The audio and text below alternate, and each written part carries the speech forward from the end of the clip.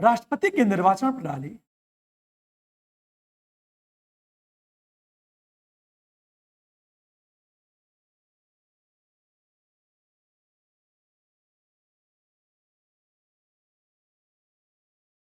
संसदीय व्यवस्था से सुसंगत है। आप तर्क प्रस्तुत करिए। देख, प्रश्न ये पूछा जाता है कि राष्ट्रपति की निर्वाचन प्रणाली संसदीय व्यवस्था से सुसंगत है। प्रश्न ये पूछा गया, तब फर्स्ट पैरे में क्या करोगे आप?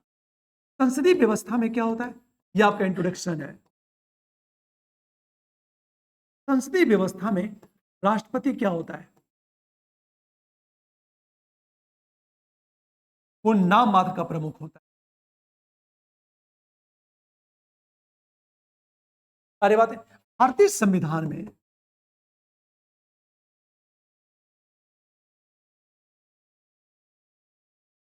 बयालीसवें संविधान संशोधन द्वारा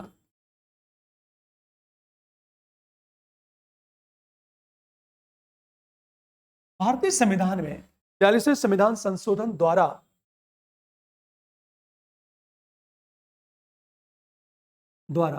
राष्ट्रपति को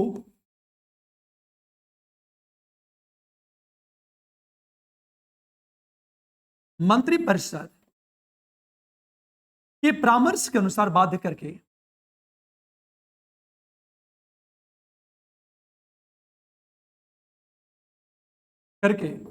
संसदीय लोकतंत्र को मजबूत करने का प्रयास किया गया। ये बात इंट्रोडक्शन में आई। संसदीय मंत्रिपरिषद के परामर्श के अनुसार बाध्य करके संसदीय लोकतंत्र को मजबूत करने का प्रयास किया गया। बातें समझ में आ रही? अब देखो आप,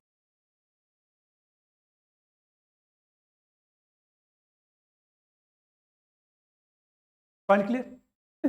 देखो यह क्या लिखा, नाम मात्र का प्रमुख होता है। 42वां संविधान संशोधन हुआ और उसका उद्देश्य क्या था? राष्ट्रपति मंत्रिपरिषद के परामर्श के अनुसार ही कार्य करेगा। इसका उद्देश्य यही था कि राष्ट्रपति नाम मात्र का प्रमुख बना रहे। अब देखो आप, हो जाएगा। लेकिन अगले पैरे में जब आओगे ना, अगले पैरे में, इसलिए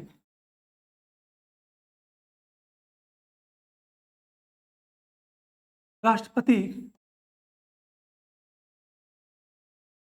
के निर्वाचन प्रणाली को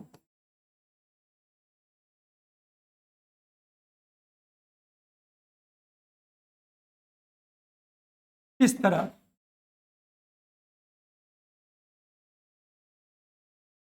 निर्धारित किया गया ताकि संसदीय व्यवस्था मजबूत,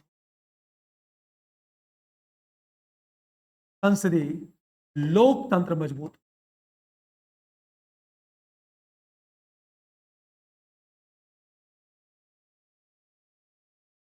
अर्थात निर्वाचन प्रणाली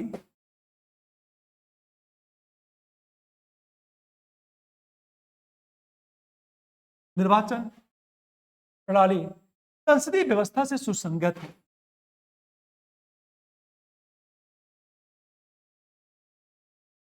व्यवस्था से सुसंगत। अब हम किस आधार पर कह सकते हैं कि सुसंगत है? देखिए, मैं चार्ट बनाता हूं। जो निर्वाचन प्रणाली है,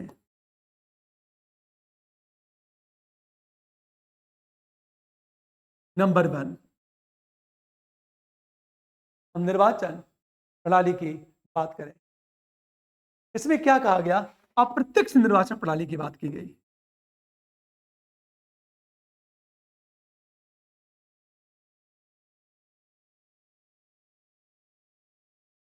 जब अप्रत्यक्ष निर्वाचन प्रणाली की बात की गई, अप्रत्यक्ष निर्वाचन प्रणाली की बात की गई, तो राष्ट्रपति क्या होगा?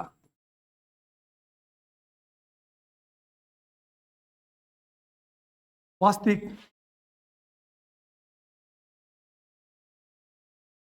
शक्तियों का दावा नहीं करेगा।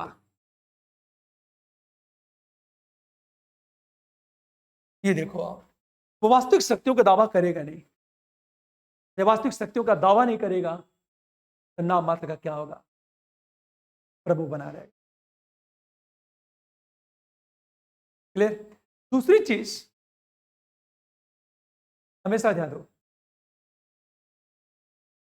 हमेशा उसके पद को गरिमामय बनाकर, ध्यान दो इस बात को, नाम मात्र का प्रमुख बनाने का प्रयास किया गया। इसमें क्या कहा गया? निर्वाचन गण में कौन कौन है?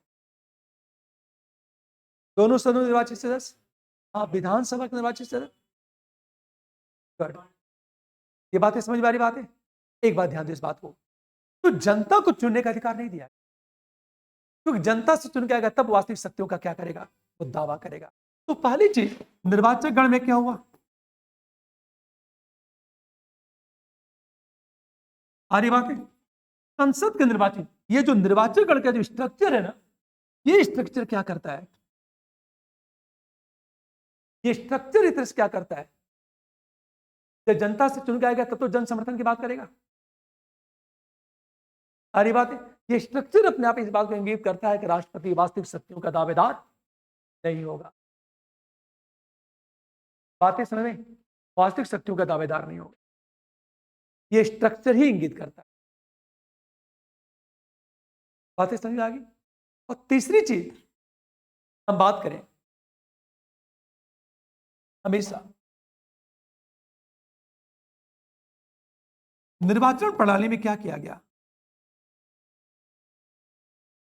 हमेशा निर्वाचन प्रणाली में एक तरह से देखा होगा कि निष्पक्षता पर बल दिया गया।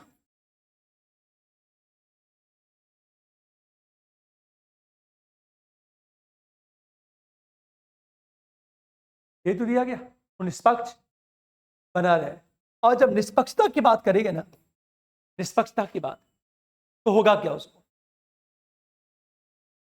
वो दलीय पूर्वाग्रहों से नेड़े न ले, अशक्तियों का दावा भी न करे। इसका चुनाव दलीय आधार पर संपन्न नहीं होता। होता है? बिल्कुल नहीं। क्या कैसे दल के चुनाव चिन्ह पर चुनाव लड़ता है? बिल्कुल नहीं। तो कभी भी शक्तियों का दावा, मेन आपके ये दो पॉइंट जो है ना, यही संसदीय व्यवस्था, ये बातें समझ में आ रही? लेकिन थोड़ा सा एग्जाम्पल लू आपसे, एक बात हमेशा ध्यान दो इस बात को, इसी प्रश्न को यूपीएससी कैसे ट्विस्ट करेगा कि राष्ट्रपति का जो निर्वाचन प्रणाली है, निर्वाचन प्रणाली, राष्ट्रपति का निर्वाचन प्रणाली एक दृष्टि से उसकी शक्तियों के साथ सुसंगत नहीं। राष्ट्रपति की जो वास्तव में शक्तियां मिली हैं, उसकी शक्तियों के साथ सुसंगत, संवैधानिक रूप से जो शक्तियां मिली हैं, व्यवहार में तो कुछ और है वो। फॉर एग्जाम्पल आपको क्या कहा गया है? अनुच्छेद 53 क्या कहता है? सभी कार्यपालिका शक्ति किसमें निहित होगी? राष्ट्रपति में निहित होगी। अतः 53 इंगित करता है कि वह शक्तियों का प्रयोग करेगा। वो 53 यही कहता है। अतः शक्तियों का वास्तविक हकदार है। पर आपने अप्रत्यक्ष निर्वाचन प्रणाली की बात कर ली, और अप्रत्यक्ष निर्वाचन प्रणाली की बात करके इधर से क्या किया आपने? इंगित कर दिया कि शक्तियों का वास्तविक दावेदार वह नहीं होगा। और 53 क्या कहता है? बिल्कुल कार्यपालिका शक्ति, अच्छा, उसका उल्लेख नहीं करना है, बस इन बिंदुओं का उल्लेख करना है जो आपके आंसर को पुष्ट करे। यदि समीक्षा पूछा, मूल्यांकन पूछा, तो दोनों पक्ष की बात करोगे, केवल तर्क दे रहा है। पहला पॉइंट याद है। नंबर 2 की बात करें, हमेशा अनुच्छेद 111 का तत्व क्या चीज है? विधेयकों को पुनर्विचार के लिए वापस भेजने का अधिकार। अरे बात है, वास्तव में स्वयं निर्णय लेता है वापस भेजा जाए कि ना भेजा। तीसरी बात, आपने जो शक्तियां वास्तव में है वो नाम मात्र की कहा। तीसरी चीज, संयुक्त अधिवेशन की स्थिति में वह स्वयं निर्णय लेगा। वो मुझे 74 की बात नहीं करनी, जो शक्तियां उसको प्राप्त है। अगली चीज देखा होगा, समाधान की शक्तियां प्राप्त है और उसकी विधायी शक्तियां जो प्राप्त है। बातें समझ में आ रही? अब देखो, तो कहीं ना कहीं इंगित करता कि निर्वाचन प्रणाली उसके अधिकारों के साथ सुसंगत नहीं। तर्क दीजिए, जब पूछा जाए तर्क दीजिए तो इन बिंदुओं का उल्लेख करना, 74 को छोड़। पर यदि प्रश्न ये पूछा जाए, यदि प्रश्न ये पूछा जाए कि उसकी निर्वाचन प्रणाली ही उसकी शक्तियों के साथ सुसंगत है, तो आंसर चेंज हो जाएगा। कैसे चेंज होगा?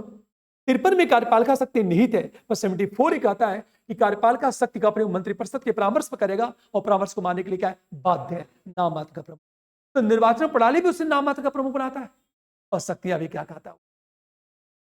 नंबर 2, वीटो शक्ति प्राप्त है, पर मंत्रिपरिषद के परामर्श के अनुसार ही अनुच्छेद 123 में अध्यादेश जारी करने का अधिकार है। तो संवैधानिक प्रावधान है कि मंत्रिपरिषद के परामर्श के अनुसार ही अध्यादेश जारी करेगा। ठीक है, तो हर जगह 74 की बात करनी है। एक जगह क्वेश्चन क्या है कि राष्ट्रपति का निर्वाचन प्रणाली से प्राप्त शक्तियों से सुसंगत नहीं है, और इसी को पलट देगा सुसंगत है।